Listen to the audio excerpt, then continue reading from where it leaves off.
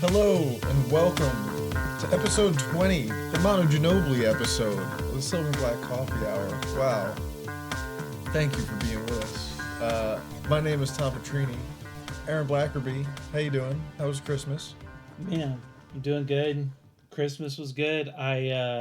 Tom, I texted you this last night. I was like, I can't believe I'm saying this, but I actually went to Dallas for the weekend with my wife, and I had a good time. I don't think I want to spend a lot of time there, but there were parts of the city I enjoyed, and I had some really good meals. Wow. You would never say that about Houston, though. Shocking. I love Houston, actually. Oh, no. I love Houston. Shocking pro-Dallas sentiment expressed by Aaron. Aaron actually did not run this by me before, and we're going to have to have a discussion about it later. Zach Montana, Zach, how you doing, buddy? What How was up? Christmas? Oh, it was great. Got to see family, got to see friends. No complaints on my end. Fellas, we have a lot of Spurs basketball to discuss. And also, Lots. should say, Evan Townsend taking a little breaky break this week. Miss you, Evan. Excited to get you back in the swing of things when you get back. But yeah, guys, a lot of Spurs basketball. In the words of Stained, it's been a while. Oh, here we go. That was pretty good. And if you're a regular listener of the show, you know that AB's got some pipes. So we may get a full like Stained cover music video or album maybe later down. Off-season stuff. Yeah, when we get really bored. It's been a while. We've got a bunch of games, many exciting, some consequential to get to. We should probably start with the biggest news item with the Spurs, which is we've heard from Greg Popovich after his stroke. The first time that we have heard from San Antonio's legendary coach, sounds like he's he hasn't lost his sense of humor. Giving his doctors the business. Right. Sounds like. Giving him the business down there. Basically saying, thank you guys all for your support, and my doctors are going to be the most excited when I get back to coaching because I've been a pain in their butts. So Glad to hear it from Pop. yeah, It was really nice. He's always got some banter up his sleeve, so excited. right. You can rely on Greg Popovich to bring a little bit of humor to the situation, even if it's a not so fun one. So, we'll talk a bit in this episode about his stand-in, Mitch Johnson, and the job that he's been doing managing this team. I think he's been a big point of conversation since we've, last recorded. For sure. With what he's going through.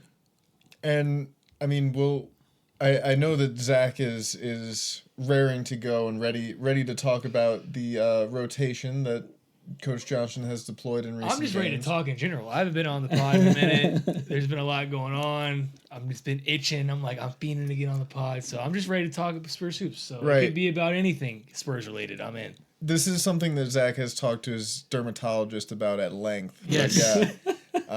If he doesn't sit in front of a camera and talk about Spurs basketball, he does break out in these terrible itchy hives. Hopefully he can fix my hair too. He needs that coming They're back. not contagious. You should just give up, honestly. Just I'll join the ball gang over here. You'll see. So I had a guy. This happened to me like an hour ago. So I will share this. I was out running some errands, and there was a guy who like I've seen him at this place of business before many times, and I could tell that like he just shaved his head, right? And he actually like he approached me. He was like, "Hey man, weird question." I was like, "It's not weird." And he's like, "How often do you like, shave your head?" And so I'm giving him like, bald guy basics, bald guy 101. And He came to you as a sensei. he had You're just done this. He said he did it like, a couple days ago. And so, He's been waiting to see you. right. Like literally, yes. And what I didn't tell him was that like, he was like, having seen him in the past, I was like, you know what? He would probably benefit from just, calling it, right? Yeah. You're not there yet. No, I'm not there yet. You'll get there. I will. I understand. I understand the game. I'm not. It's what it is. It's a losing battle. A nice bald spot. Episode 20. Start of the episode. It's very on brand for a Manu Ginobili episode. For sure. AB, where should we start out? You take us on a journey here. We're getting a little bit Manu Ginobili chaotic. We need to get a little bit more reined in and distributed. So it's been a while since we've recorded, and since we've last recorded, both games surprisingly sandwiched by the Minnesota Timberwolves games. Let me just run through very quickly. We are sitting now at 16-16 for the season. As of this recording, we are 10th in the West. So despite a very harsh road trip, we're still very much in playing contention. We've had some really compelling wins with the Atlanta Hawks overtime game. Fantastic game. And we've had some real heartbreakers between Christmas, I would say the first Wolves game, I would say the second Wolves game, and, let's just sprinkle in the 76ers game as well, the Captain Chaos game in between those. So none of these losses were fun, and we're going to talk a little bit about which was the least fun. We're going to maybe argue about that. Is there an all the above? They were on this all multiple choice. Really not fun. Yeah. Some were really not funner than the others.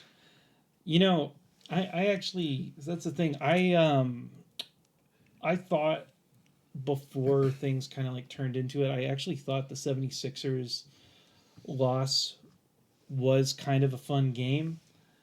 And then the behavior of the team that has happened since, I'm like, that actually wasn't that fun.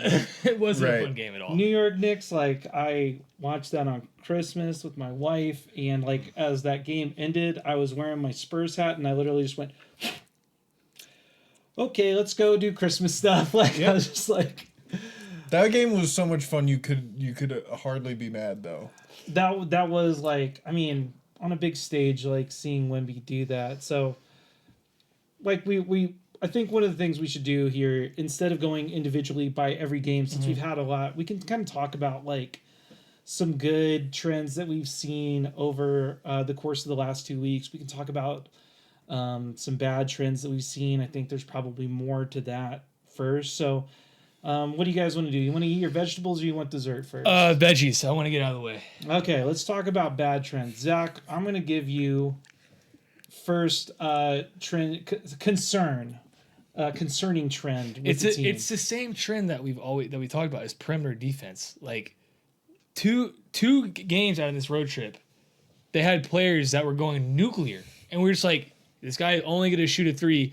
DiVincenzo and Miles Bridges, which in the fourth quarter, Miles Bridges was getting to a spot in the paint. That's because he was hitting all those damn threes. Mikal Bridges. What? I'm riled up. I get it. You get the point. He was fantastic, by the way. He was unconscious. Credit where credit's due. Yeah. Perimeter defense. It's last night, Rudy Gobert is in the paint with Wemby on top of him. And what does Trey Jones do? Sags off the guy who's hit every damn wide open shot he's had all night. What are you going to do at the 3-point line to help the situation in the paint? I'm just asking the question. And the thought process is you're going to do nothing. Stick to your man. Mike Brown got fired because De'Aaron Fox didn't stick to his man the other day. It's the same thing. Just stick to your man. Please. Yeah. For God's sake. This guy is going off. In the fourth quarter of the New York Knicks game, no one else. Karl Anthony Towns was on the bench. Jalen Brunson was on the bench. He had 5 fouls in that game. Cat did. Know your personnel. Know what you're doing. Know who you're guarding. And that's my rant. The perimeter defense, yeah. It's... Mikal Bridges, excuse me for bridges all over the place. Mikal Bridges, great game. Don't burn any bridges on this show. I almost did with that one. Don't go chasing waterfall. That was my TLC, Chief? Yeah, of course. Creep. Tom, what do you got anything to add on to this perimeter defense? Do you want to add on to the rants? So... we've had the perimeter defense talk before on this show because it's been an issue for this team before. and it's been tough, even with the Spurs full complement of players, right? It's been tough, and kind of had hoped that with Sohan healthy, with Vassell healthy, this team would sort of figure out a way to be more adept. There are moments when I can see it, when the defense is breathing, and there are other moments where you're like, oh no, the breathing has stopped. Like somebody get in there and do something. And yeah, so that's a problem, I think, and I think something that has become apparent in this stretch. Yes, the Spurs are a lot better than they were last year. They're obviously not infallible in crunch time, though, and you know, there's some decision making things, because shots are either gonna fall or they won't. You know, like that. It was a Sixers game where Champagny had the 2 turnovers down the stretch, right? Brutal. And After going unconscious from 3 in that game. In the fourth quarter, he woke up and kind of took the reins, and then that'll happen, right? Yeah. You'll have a guy go off, get you in a game, and then just dribble it off his foot or throw it to the other team down the stretch. It happens, right? One thing that I think was interesting with the Knicks game, because I mean Wemby 42, right? Like, he went crazy. He stuffed the stat sheet. He was a joy to watch in this game. But something that jumped out to me was beginning of the fourth quarter, Spurs are down 5. He got 4 buckets in the restricted area before he drilled a 3, and the Spurs were up 8 with like 7 minutes left. Mm-hmm. And then his shot attempts for the rest of the game, missed a three, and that was it, right? And so as crazy good a game as he had, there's another version of that where he just gets a little bit more assertive down the stretch, gets 50 in the dub, So there's something there, especially with that, because same trend last night with the Timberwolves game where, his minutes are going up. And he's looking tired out there. That's going to happen, especially when you're pushing that 37, 38 minute threshold, which, look, if he wants to be the face of the league, if he wants to be the superstar that we all want him to be, that's where it is. And the thing is and this is just kind of like a typical like basketball thing. Like, man, I'm really tired. That the last thing I want to do is like go work hard in the post to like get a bucket. Instead, like if I can like make the 3, if I can make that calculation, like I'm gonna go and just shoot that. And we've just seen that that's when like his 3 has kind of like fallen off during that period. But yeah, perimeter defense. The other thing I've been seeing that's been kind of like a real line of demarcation is not actually turnovers, it's just rebounds. And then offensive rebounds at that. And these are happening even with Wemby on the floor. These are not like they are there, but we are, I actually thought we did a little better last night in gang rebounding again. It was something that we were doing, but there has been kind of this trend where teams are out physicaling us. And I kind of said in the first game against the Mavs this year, I was like, wow, I feel like we really matched their physicality despite the loss. And now I'm kind of seeing a little bit of a regression to the mean there with them as well. So there's been some concerns, all around from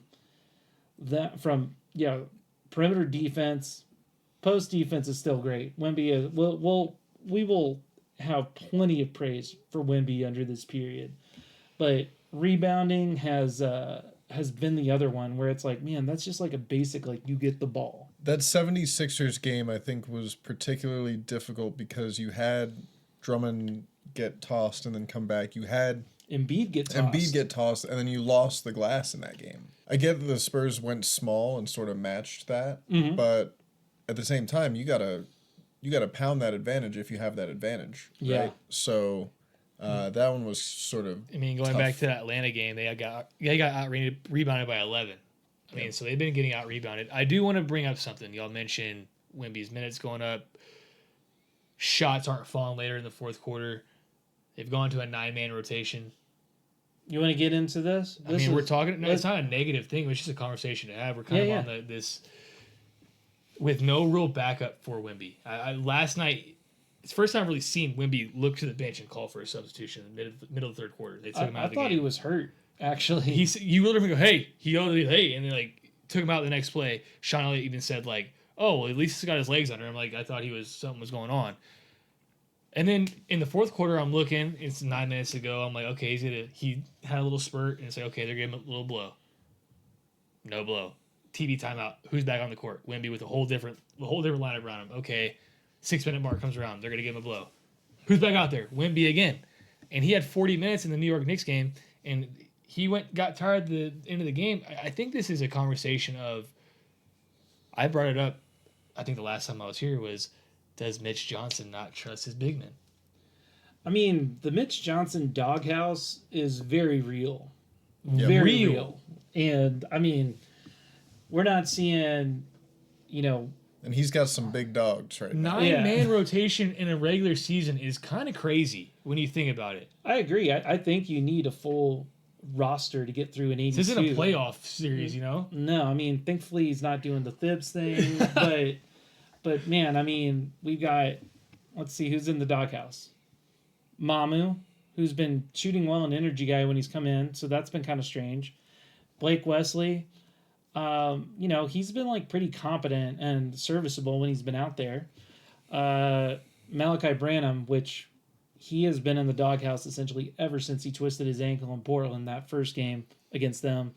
And then throwing in Collins and Bassey, and they finally both saw the court last night for like 6 and 4 minutes or something. But man, Mitch, I think, has been wanting to try this small ball lineup, and like we're getting eaten up even by the Nets, who had 79% of their offensive production did not play in that game. And that was supposed to be a game where I was hoping, like, hey, like, let's put this game away in the third. Some of y'all in the doghouse, come on out. Like, maybe y'all get to play your way out of that, that sort of thing. And so it's been really interesting with this 9-man rotation. But Zach, you've been kind of like, you have more thoughts on it. I mean, yeah, my thoughts last year the whole thought process was like everything we do is to protect Wemby. Every move that this roster was made or people we brought in was to protect Wemby's longevity. And not to say that playing 4-game stretches where he plays over 35 minutes is like, oh my gosh, it's going to end of the world.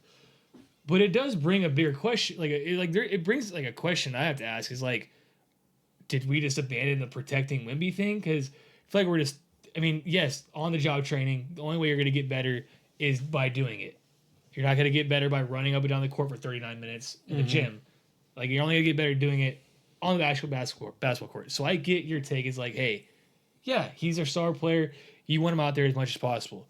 But there has to be some, like, middle ground where you have to be like, we do have to have, like, a serviceable backup. We can't just leave Jeremy Sohan on the court and say, all right, you play center from here on out. And then, Wemby, here you go. Like, there has to be some bridge gap to, like, okay, we need rebounds. Let's go to our rebound big men. Mm-hmm. Like, you have all these assets on the bench that you're not playing in the doghouse. Not to say that trades need to happen. I'm just curious if, like, that's something that's going on in the head because we have to protect our most valuable asset. That's Wemby.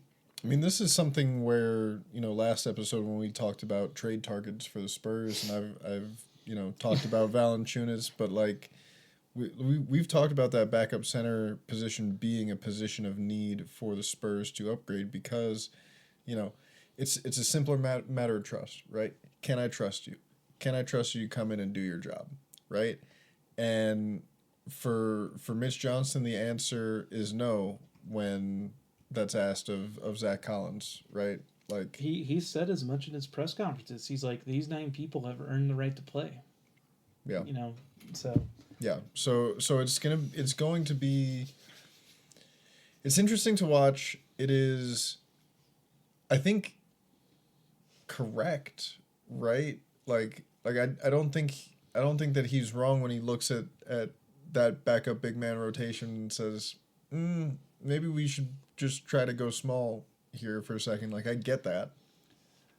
But that underscores the need to go out and get a guy who can start games when Wemby is needing the whole game off and can hold on to the rope when Wemby needs to catch his breath in a game. Well, I think the other thing with this 9-man rotation, it's my biggest hot take on it. Okay. I think we are showcasing talent. Mm-hmm. I think specifically we're looking at, I think one, we can also talk within this 9-man rotation, like Stephon Castle's minutes have gone like drastically down. And that's certainly been like a big talking point. It's like, what's going on with him? I mean, last night he played for 7 minutes and had 4 turnovers. So, yeah, the leash is going to be a little shorter in instances like that. I also think the team, because of the way he played, like they know what they have in him. And so they're like, okay, like, Stephon, we know what we have in you. We are still needing to see how this gels with the rest of the team. So I think like because Trey Jones one has been hurt for so much of the year, I feel like he's being showcased off a little bit. I think Keldon is still getting some showcasing off. The other interesting thing is that like, Mitch Johnson within that rotation is going with hot hand at the end of the game. Mm-hmm. Now, I mean, Harrison Barnes was shooting lights out. So like Harrison was there. Harrison has had like some pretty like bad games up until that point. Julian Champagne's been in there. Sometimes it's been Keldon when he's been like shooting well. So, like, I will say this on top of like all that one that I think we're showcasing talent. Mitch Johnson is a rookie coach, and I don't think we like fully comprehend that. And not just a rookie coach, but like he was thrown into a situation that no one on the team, front office, no one on the team was prepared to be like, hey, our institutional foundation had a stroke. Mitch, you're up, buddy. You are up next, dog, and you are going up, and you are replacing in the interim the most successful coach in NBA history. To go along with that, that might be why he's doing a 9-man rotation to make his job a little easier. I mean, maybe I do see him learning from his mistakes from a game to game. So like, let's talk. I mean. Rebounding again, 76ers game. We lost the rebound on a defensive possession for a free throw at the end of the game. So frustrating. And one of the things was like, I was like, after that game, I was like, Mitch, like, I know Charles Bassey and Zach Collins have not played this entire game. They do not need to be warm to grab a rebound. Right. They like pull your legs back for like quick sec, get out there, and Charles Bassey, Zach Collins just elbow people in the face. Like, you do not need to be warm. Grab the ball, call a timeout. That's all you need to do. I think he also saw that because last night, in a similar situation with the Timberwolves, he started going, okay, like, I need to get possession here. Zach Collins come in here, timeout. Yeah. And he's starting to take on more of those nuances of coaching within that. But man, like, we are like only 32 games into this long season, which is kind of crazy. And he's a rookie coach. We saw what happened with Joe Mazzulla, his like first year, and then his second year he wins a championship. So let's hope that's Spurs case. Yeah, that would be nice. I think this is we need to talk a bit more about Mitch, but I think one of the big changes, right, has been the starting 5 basically getting healthy, right? It's the starting 5 that was envisioned, right? That means Stephon Castle to the bench. I know a lot of people have had some thoughts on that, some thoughts on the, has this shaken Castle's confidence? I don't think it's shaken his confidence. I think probably some of it is he's got less opportunities in some of the lineups he's playing in now. And a shorter leash. Yeah. Yeah. And I think a lot of those reps that he was getting early were great. But also that kid is still also a rookie, much like Mitch Johnson is a rookie coach. So I think there's a lot of like fascinating problems to solve when everybody gets healthy, and you've got to see how it all fits together, right? Do you guys have you guys thought about, like, you know, should there be any changes in the starting lineup, or is that something that you think is, you know? You go, AB. I mean, go knock yourself out. Not yet. Mm-hmm. I'm not saying forever or anything for the rest of the season. Like, this should be locked in. One person we haven't brought up who, like, finally had a decent game last night was Devin Vassell, who I've been kind of like, is he hurt? And then, like, he is on the highlights because he gets, like, one really cool dunk, like, every game. I will say, like, to his point of whatever his struggles are, like, he's missing dudes who are open for the sake of, like, still wanting to take difficult shots. And I'm kind of like, Devin, like, you got a sniper and Julian Champagny right there on the outside. Like, quit, like, doing this. Or if you are going to drive, just drive all the way in and get the foul, which he is doing now. He's going a little more north to south in the last couple games. But all that being said, we haven't, I don't even think we've seen like 10 games with this starting five. And, you know, if we're going off of kind of, I think what we usually envision with the Spurs, they're like 10 and 20 game increments. And so I'm not saying that, like, this won't eventually happen, and maybe Devin finds himself as, like, you are Armani Ginobili, like, coming off the bench. You know, go out and get yours that way. But I think, like, there was no training camp with this group. Mm-hmm. He was hurt that whole time. And now they're learning on the fly on how and ways to play with each other. So there is just still, like, a lot of learning. And, like, I know we're kind of, like, a little down because, like, it's been, like, a little bit of a rough week, especially in Spurs land. But, like, we're still sitting at 10th in the West. Mm-hmm. Like, we're not out of it, and we're learning stuff, and we've been hurt. Like, we have concerns. But we're, like, we get to have concerns in, like, a very tangible way. This isn't kind of like last year where it was, like, 18 games, Jesus, like, when will the losing stop? Well, it's like I mentioned to you, it's these games that you, last few seasons, you're like, okay, expected to get my ass kicked today. Like, with these last few games, especially these last few road games that they've lost, very close games. Yep. Very, very close games. All probably should have won. That's chances to win. And so, like, for me, it's like, at least I can leave these games and be like, I even said it last night. It's like, okay, tough losses, but, like, I would much rather leave a game and be like, okay, we should have won that game, played a lot better than that team, or even just on par with these good teams on the road compared to last year. It's like, oh, we lost by 10. Like, man, we were so close at one point. No, it's like, man, we should have won these games. At this point in the season last year, the Spurs had, you know, if they played 32 games, they had lost 27 of those games. And by a lot more than 3 points, 2 points, 5 points. TNT changed the channel on its own game during that season against the Thunder. Like, yeah, it sounds like a Chuck Norris joke for, like, how bad a basketball team could be. Like, yeah. And it's different now. And to your point, Zach, like, the lack of blowouts in this recent stretch, it's been a positive sign, but it's also made it so that all of those losses felt like you were holding your breath until the very end, and then it got kicked in the chest. So with that, should we talk about which was, like, our biggest gut punch of the week? Yeah. I think Philly's mine. Yeah, why is that? I just, the fans are shitheads. Like, at least I can respect the New York fans. Like, the Philly fans are just like, God, y'all are the worst. So they're booing people. Even Sean Elliott was making jokes. They were booing free T-shirts getting tossed out. They throwing snowballs at Santa. Like, I would just much rather. They threw batteries at Santa. Even worse. Yeah. So that just like they were up 1 with 50 seconds left. They got the rebound. Julian Champagny got the rebound. I'll give you an example of how much I thought we were going to win this game.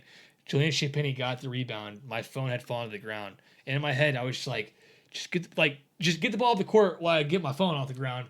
And I just hear, oh my God, Max is going the other way. And I look up and I'm just like, what the fuck is happening? Oh my god. What just? I looked down for a split second So and it's this happened. your fault. It might have been my fault, but yeah, I was like, in my head I was like, just get the ball to the court. We're gonna get a bucket.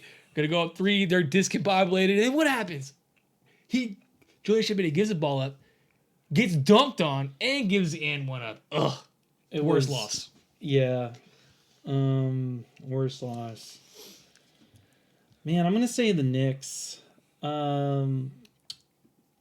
Because one, Wemby's performance was just so out of this world. It was a great performance. And it was on a national stage. And I'm glad that, for a lot of reasons, it was an announcement to the league, like, hey, this guy's coming. But it would have been, this guy's here if we won. Mm-hmm. And a lot of these stats right now that he is putting up it's still like, this guy's coming, because they're not translating to wins. Right. Even though he is doing everything he can. So I would say that Knicks game for me. What about you, Tom? I'm with you. It took the sting out of it because even though the Spurs lost, Wemby's picture is the one that everybody's using when they're talking about, oh, the ratings were good, the games were great. It was a banger of a game, but that I think is the thing, because you're like, you're with your family, right? You're taking several hours out of your Christmas day to put your stomach in knots about a sports game, and then so to then eat some food after that. I don't know. It was. I had to go on a walk. Yeah. I had to go walk around the block, so I'll be back. Yeah. That was. It was a valiant effort. And it's also at 11 o'clock in the morning too, so it's like, God damn it, I gotta sit with this one all day. Right. It's the worst. The Beyonce halftime show at least cheered me up. I thought that was pretty awesome. For sure. Yeah, no, it would have been better if it was like in a basketball game, but God, Beyonce. Shout out to Beyonce, friend of the podcast. Also SZA, friend of the podcast. Love the new deluxe album. Oh yeah, dude. BMF So and good. Scorsese, baby. 30 for 30 is crazy. Yeah. Can I say one thing about that Christmas Day game? Of course. Yeah. Just in general, the whole Christmas Day for the NBA. They really knocked that one out of the park, didn't they? Oh yeah. Hey, All that talk about ratings, and look at us. So can I just say this about ratings? sure. Here's what I want to say. Here we go. Make the games accessible to people. There you go. First and foremost, make them easy for people. Secondly, ratings talk, that's some ownership shit, okay? I'm a sicko. I'm watching the games, all right? Right. I do not care about ratings. I like threes. I like dunks. I like the mid-range. I like hard picks. I like seeing Eamon Thompson throw Tyler Hero down. But you know what, NBA? Make your games easy to find. I got a buddy who runs a bar here in town, and he set up with like the FanDuel account and everything. And then the other night with the Sacramento Kings game, which was on it was on the local channel, he was like, why wasn't it on FanDuel? And I was like, no, dude, that was one of the local ones. And I'm just like, you see how difficult that is. Yeah. Like, No, you're not wrong. between the illegal streaming, which like, where's... Like, no one's paying us. We know people illegally stream games. Yeah. First and foremost. That just make the games more accessible. I gotta say though, that game being the first one of the day, like if you are in a basketball watching home for the holidays, and that's the first basketball game that you see, you are setting up for an entire day of intergenerational squabbling about the state of the game of basketball. Yep. Look at this guy. He's 7'3". He won't stop shooting these threes. Oh, but he's hitting them though. Actually, look, he's shooting 42% over the last 10 games or whatever it's been. It's around there. You start doing math with Grandpa. Grandpa doesn't like it. I had a friend that stopped me today. He was like, "Yeah, dude, like it started a whole fight in my house about like the point of different basketball players." Yeah. Can we use that as a state to just kind of jump into our high praise, or the good trend is like Wemby's performance? Oh yeah, Sure. Let's do I it. got it. Okay, like let's go to high praise. Hallelujah.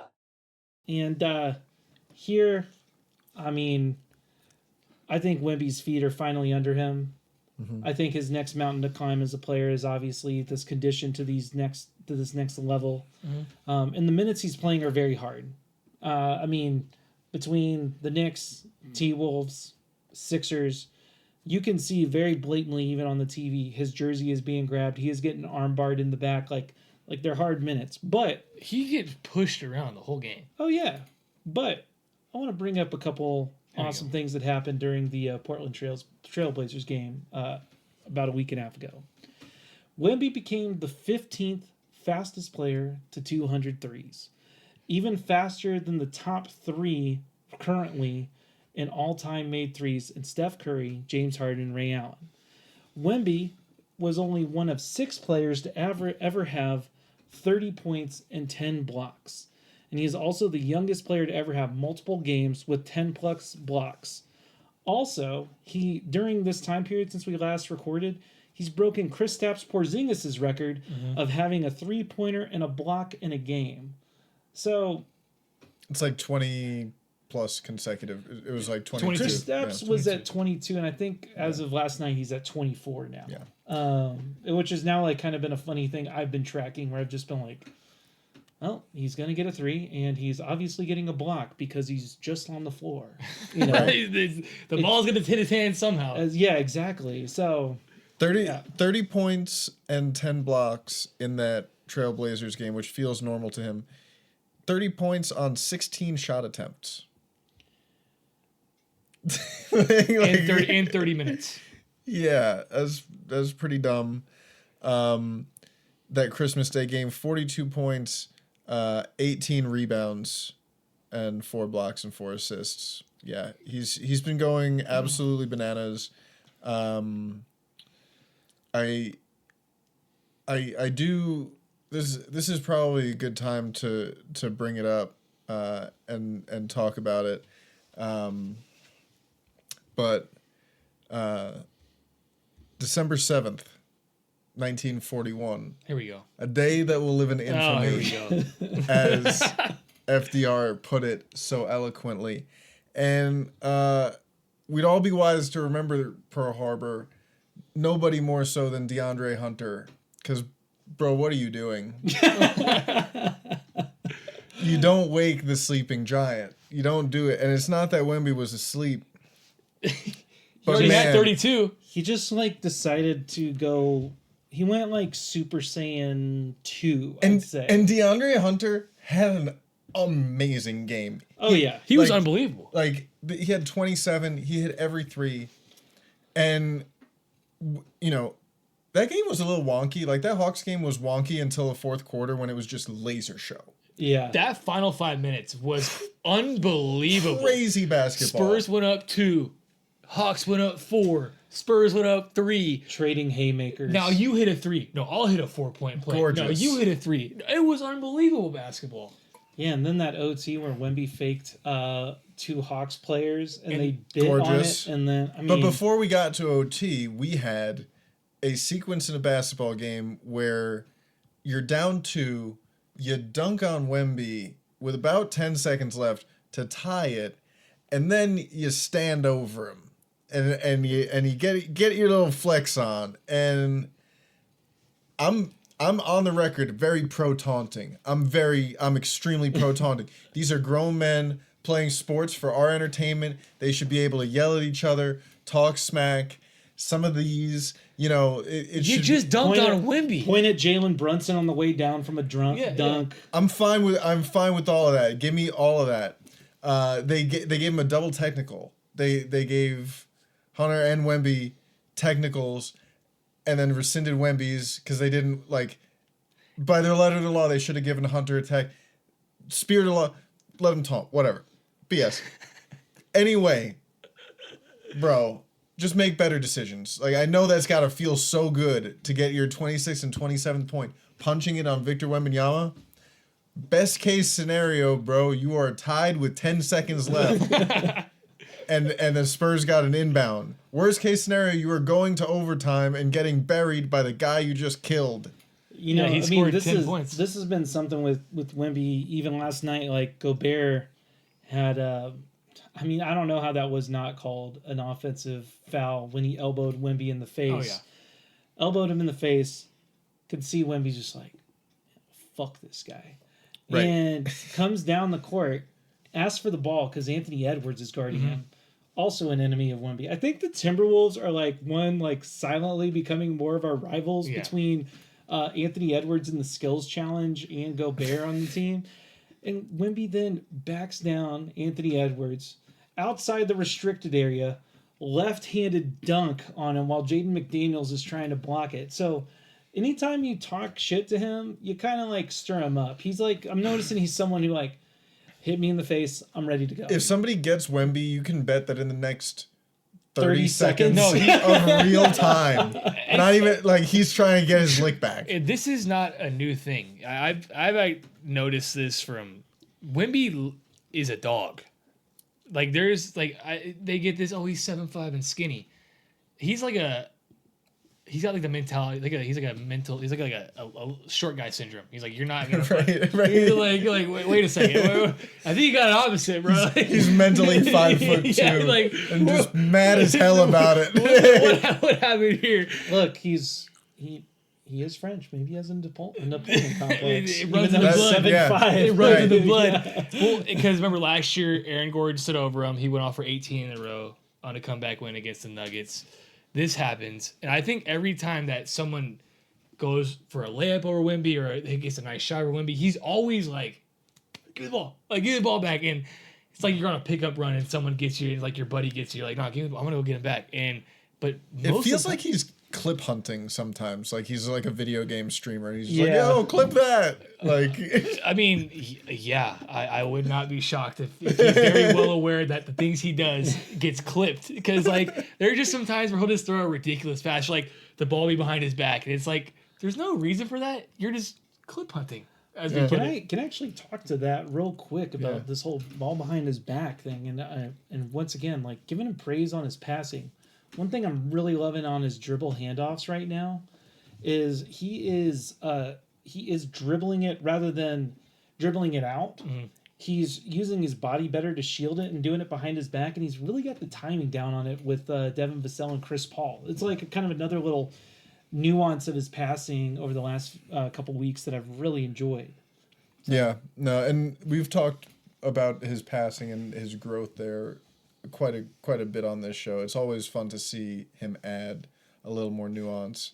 We got to talk because the on-court stuff is fun, but like Wemby's most viral stuff has been off the court. On this trip, he had a jersey swap with a tiny little fan. That was cute. Unbelievable. And we wonder if he has a Napoleon complex. He got a small jersey. Right. Like, I think it is very funny that he took the kid's jersey, though, also. Yeah. And then he, while in New York, he's in the hotel. He's up past his bedtime. He's like, where's the best place in New York to play chess? It's Washington Square Park. And so he goes there the next day in the rain and plays some chess with some fans. And this is... I don't want to get in trouble, right? But I do have to note this. There's pictures, right? And he's shaking hands with the people that he played, right? And I'm a chess player, and I look at the board. And in two of the pictures where he's like shaking hands with a grown adult, he's lost the game, right? Or he's about to. And there's a picture where he's shaking hands with about an 8-year-old child. Oh yeah, the hands like, and he has clearly won. See, the part of that viral moment is that everybody's like, Wemby played chess in Washington Square Park. No one has been public about his record. Right. No, he came out and said he lost 2 games to 2 pros and beat his brother. I saw that, but he was clearly there a little bit longer than 3 games. No, I agree with that. But being long enough to play 3 games of chess or more, like that's it's part of the stuff that gets us excited for Wemby. And like I think part of the reason it went so viral is because it is so like out there for most people looking at like a sports star. And I think as Spurs fans looking at that and being like, yeah, it's pretty normal, but it's pretty cool. I had a conversation with some buddies. one of them was like, Tim would have done this back in the day. And I was like, yeah, Tim would have definitely found a way to be like a video game streamer if he was a modern day. He's like, hop on and play some COD. Have you guys ever played a chess master before? Mm-mm. Have you, Tom, as a chess player? I mean, like played against a true like chess master. Yeah. I've played against people who made me feel like I didn't even know the game at all. Yeah, it's like one of the most belittling experiences. I played against one, and he got me in 2 moves multiple times, but before he would put me in checkmate, he's like, I'd like to, like we can just call it here. And I'd be like, what? And like I'd move it, he's like, no, checkmate again. And I'd just be like, what the fuck is going on? You got scholars mated. The guy Yeah. the guy he played was obviously a pro, and he responded on someone's tweet and was like, Wemby is clearly very intelligent and has played the games. He just doesn't know like moves. I guess that's like, And part of it is like a strategy where you can, like, oh, they put this one out first. This is the something or other. The way to go about it. It's insane. It's an ancient game, and the beginnings of it, especially, a lot of it is just memorization, right? And I think part of the fun of watching Wemby play basketball is the creativity, right? I bet watching him in the middle game is really fun. Yeah. But much like basketball, figuring out how to finish, I think, is going to be something that helps him out. Well, talking about finishing, we're talking. This is a big month of the season. Pause. No, we talked about December last time I was here. We said, is this week the biggest week of the season? Yeah. Well, the month of January, is that the biggest month of the season? I think so. So we're recording this on Monday night. As of this recording, there are 50 games left. Okay. We're about to play the Clippers on New Year's Eve. Not going to be an easy game. No. In the month of January, we're playing against 13 teams. 6 of those games will be at home in San Antonio. Actually, 5 of those will be at home in San Antonio. The 6th one is in Paris against the Pacers. Only one team that we're playing this month is above 500 in the Bulls as well. And then we have some baseball series between the Denver Nuggets, Indiana Pacers. We've got a Memphis Grizzlies game in there. We've got 2 of them. Yeah, we've got, I believe, a Mavericks game, Milwaukee Bucks. I think This schedule's tough. on top of before the trade deadline, which I think that's why this is a consequential month, is that the team can say, hey, like, let's go out there and let's get that second round. Let's move some second round picks. Let's get a backup center, something. Or, hey, like, we're just going to stand pat here, develop. Maybe we'll send out a bigger package or something in the off season. But so I do personally think January is going to be like our most consequential. We'll also reach the halfway point of the season by that point. So I think that given the strength of this schedule at this point in time, it's a really interesting point in the season to reach your toughest stretch of the season, right? Because decision time, trade deadline, coming up. If this team kind of gets their butt kicked in, and they tumble from 500 team to below that, which is not going to cut it in a tough Western Conference this year. But that's the thing, is I don't see this team, making a trade that necessarily would make them worse, right? I don't see a tanky move coming. But I think that they will be sort of patient. On one hand, I think they'll be patient in their moves. On the other hand, I think they probably wouldn't let their results in this month dictate a move that they're making, because the moves that they're making are, by definition, going to be long-term moves. Yeah, I agree with that. I think to kind of piggyback off that is there's two. This team is kind of hitting a wall and some things, and part of their development. One of the things, I mean, surprisingly, they do actually still have a winning record in clutch games at 8-6 right now, but with these tougher teams that they played against, more playoff tested teams, they are needing to learn how to win as a team, and that is something that I'm not really fully into this type of analysis where just got to want it more, but I would say the focus needs to continuously be upped at the close of a game. You can't let being tired get in the way of your mental fortitude. And as much as these games where they have lost in the last seconds have been hard, it is a learning experience. I'm tired of those. So that is one wall that they're either going to climb over or they're going to bust through. They will. There is no doubt in my mind, especially because they have Wemby on the team, that will happen. The other thing, once again, the other wall that they're running up against is just Wemby's minutes. And I'll remind y'all that last year around this time in January was when Wemby made his statement every game's personal now. This is when we started to see that he got used to the flow of the NBA season, and we really started to see the team gel. So I'm hopeful that despite this bump in the road, that this is going to be the type of thing that the team rallies around together and comes out on the other side.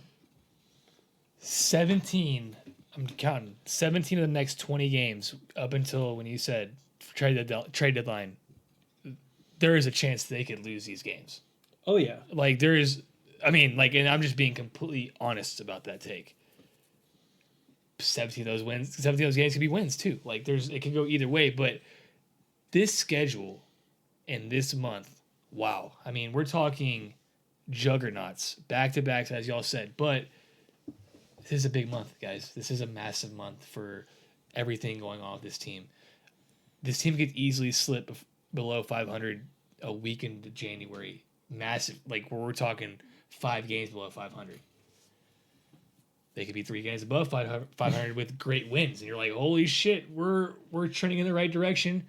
Or they could still be 500 and have good wins and bad losses. Of course, that's basketball. I'm curious to see how they react to this road trip. If they're going to go look at the mirror and say, yo, we actually played well. We were in games with teams that are great teams, and we're getting into the stretch of the schedule where you got to put your big boy pants on. Yeah. That's as simple as that. There's no hiding from it. There's no, we got the Blazers and the Utah where we're going to get our easy wins. There is no easy game on this schedule. We lost to the Bulls earlier this year, Yeah. There is no easy game on this schedule until February 10th against the Wizards. And that's in Washington. We're talking a very difficult stretch of games. I'm glad this is happening, though, to be honest. Yeah. This is one of those things where y'all said it, make or break. These guys are going to grow up in this month. They're going to massively grow up. We're going to see what they have. You either got it or you don't. You mentioned big boy pants, and I think that after some of the kind of fist clenchingly frustrating losses of the past week, I can only hope that the kids and the vets are okay, have you located your big boy pants yet? Let's make sure we find out where those are and get those on, because January is going to be cold as hell. Yeah. Yeah. You're going to be working. There is back-to-back against Denver. That's a crazy start. When it's busy at work and it's cold outside and you wake up in the morning, you're sore, and your body hurts, you're under the comforters, you're like, I really don't want to do it today. That's the kind of schedule the Spurs got in the month of January. They got to stay in bed type of schedule. Yeah, I will say for anyone watching this, the way that I have mentally prepared for games ahead of them is I'm not a betting person, but I follow enough people on Twitter that I see the lines, and I would just say that when we are favored, we typically win, and when we have been underdogs, we have typically not won, but we haven't lost at the line. You cover the spread. We're at least covering the spread, so there is something to be said. That's for that. the only betting talk you're getting on this podcast. Yeah. But having said that, let's transition into next week to close this out. Mm-hmm. Got a really interesting week. We have the Clippers coming. And then we got a baseball series with the Nuggets. Before we get into that, I'll give you guys where the Spurs are as far as like our ratings right now. Net rating, we're at 16th. Offensive rating, we're at 17th. Defensive rating, despite the perimeter defense being a problem, we actually have gone up since we last did this podcast. We're at 14th. And we have gone up in our 3-point percentage from 21st to 20th. So, sounds like a pretty 500 team to me. We're very much a 500 team.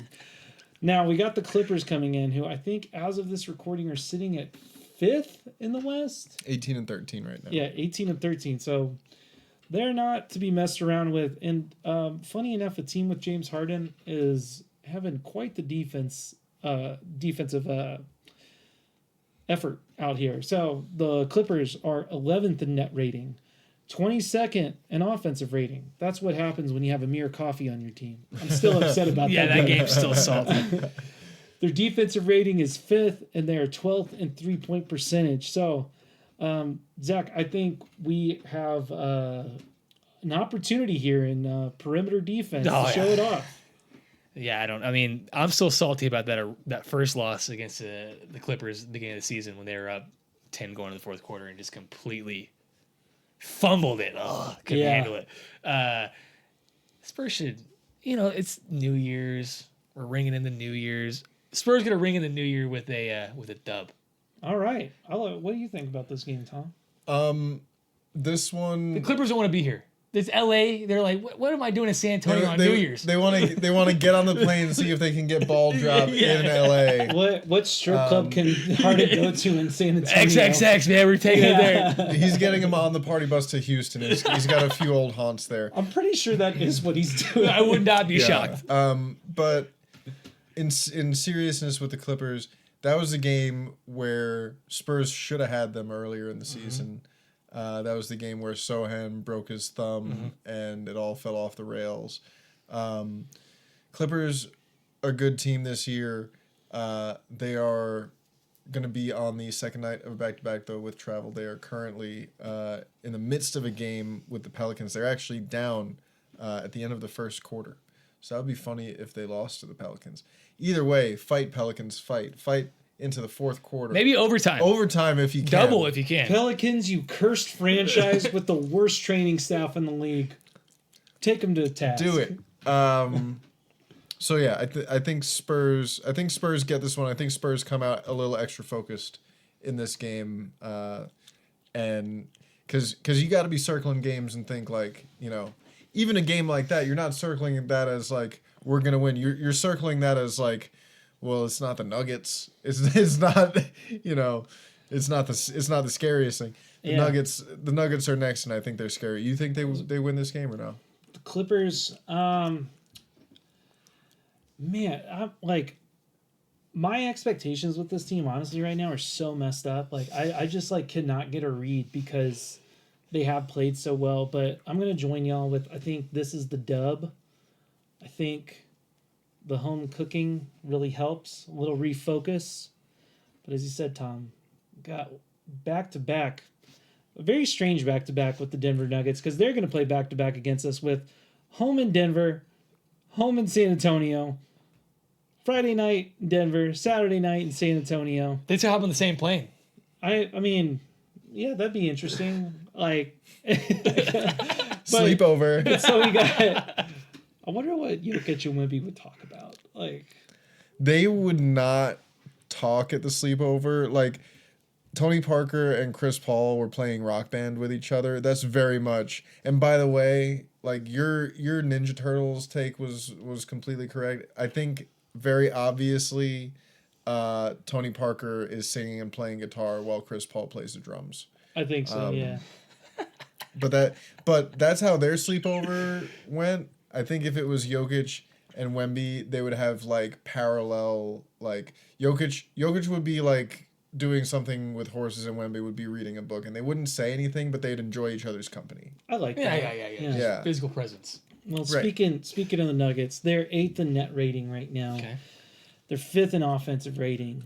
19th in defensive rating and 4th in 3-point shooting. And, they had like a tough start to the beginning of the year, but ever since they've inserted Russell Westbrook into the starting lineup, they've really kind of come on board. They were also hurt a bit. Aaron Gordon's come back there. But here we go. My most hated Denver Nugget, Michael Porter Jr. Weirdo. Weirdo.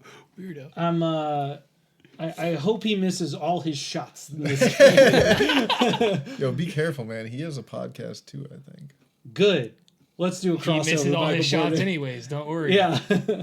But, yeah, I mean, like, yeah, the Nugs are good. Obviously, they have the best player in the league, but, like, Wemby gets up for these games. I just need 2 other Spurs to come along for the ride offensively. I feel like I tweet that every game. You do. Every game, I'm getting to the third quarter, I'm like, who's going to come along for the ride? Someone's got to fucking do it. Ideally, you want to know before the third quarter who it's going to be. Right, well, that's the point. That's the point. You don't want to get out of the locker room and be like, all right, who's it going to be? Which one of you eight guys is going to figure it out? Right.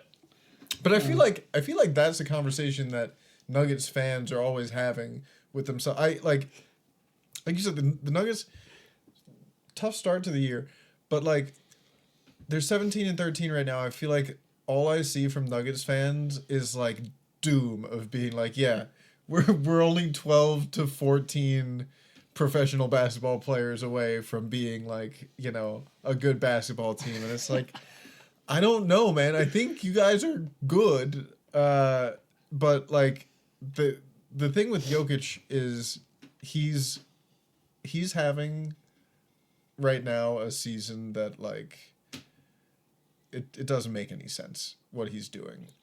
Is he still leading the league in points, assists, and rebounds? I think so. They'll find a way not to vote for him for MVP and say, I'm like, what are we doing, guys? He's the best player in the world, hands down. Yeah. It's just like, it's like what are we doing here? It's like LeBron voter fatigue. It's like, let's try to get some. No, this is MVP. That's what it is. He's crushing. I'm really excited to see Wemby guard him. I love Jokic. One of my favorite players to watch play the game, especially in person, right? Watching him play the game in person is like a really, really special thing. So I'm hoping the Spurs can get one. It would not surprise me if they didn't, though. Yeah, I will say that last time they played the Nuggets, I believe, was in Austin during that game. Okay. Last season. No, it was when the Wemby went off for. Oh wait, no, that was in San Antonio in the season. Yeah. Well, that Austin game was one of the most unfun games I've ever gone to in person. Dude, I agree with you. Rock fight. Yeah. Yeah. I agree with that one. I could use a rock fight between these two though. It would be. I want a rock fight, but a win. I want dubs. Yeah, we've been getting in too many of these rock fights, late game scraps. But it's like, all right, let's lock it in, fellas. Well, hey, 1-1 for me. All right, so for next week, you're saying 2-1 overall. I am. Tom, what are we going here? You said before you're a prisoner of the moment, so this is a real. I am. I'll say. We're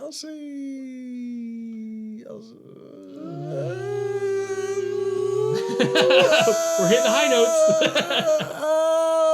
1-2. Sorry.